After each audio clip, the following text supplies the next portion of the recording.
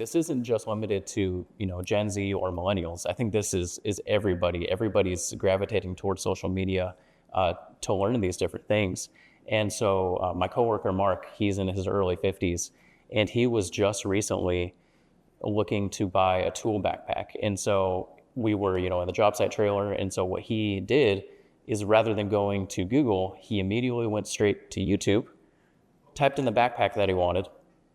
And what he did next actually really fascinated me, because I realized that I subconsciously do the same thing.